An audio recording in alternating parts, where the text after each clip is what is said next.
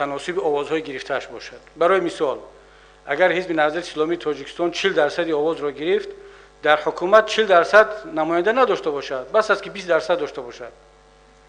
اگر 60% گرفت بگذار 40% نماینده داشته باشد. این خیلی نشود که یک حزب بیاد 51% یا 60% آواز را بگیرد و 100% حکومت اعضای خودش کند. این خیلی هم نباید باشد.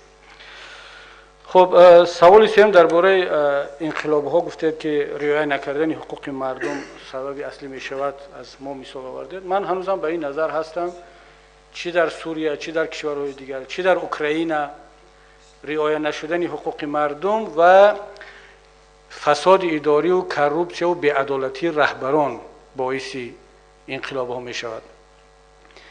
و برای آنکه تکرار نشود این انقلاب ها باید که با مردم گفتگو کرد، مردم را راضی کنند از خود. هر چقدر صف ناراضی ها بیشتر شود همون قدر احتمال انقلاب و حتی انقلاب هم نه، یک بی سر و سامانی بیشتر می شود.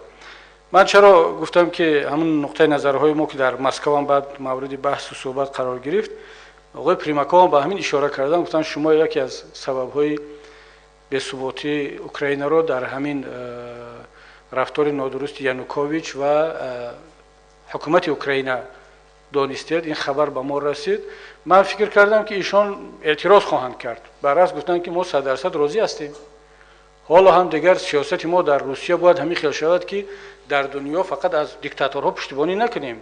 در کجا یک دیکتاتور و یک نظام اتوریتری است تکیه به روسیه میکند. در این آوازدهی سازمان ملل 11 کشور یا 9 کشور 11 کشور به فکرم طرفداری کرد.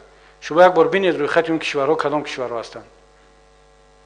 یعنی این علاقه برای هر سیاستمدار باید که پیام باشد و همین مشورت رو هم به دیگر سیاستمداران در داخل کشور میدیم که با مردم گفتگو کنید، راه مردم رو نبندید. منظورم راه بندی ماشین ها فقط نیست، راه اقتصاد رو نبندید، راه فرهنگ رو نبندید، راه دین رو نبندید. همین بود مقصدی ما از این گفته ها. فرمایید.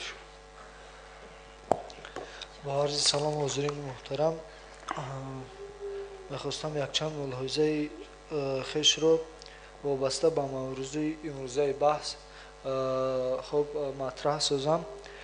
خب بنده در یک 3-4 سال اخیر با توجه بر وضع کشور به آن رسیدم که دیگر اون فضاسازی صنعی که هم حکومت باشد و هم دیگر قشرها باشند بر ضد نهضت میسازند، فکر میکنم که دیگر کارساز نیست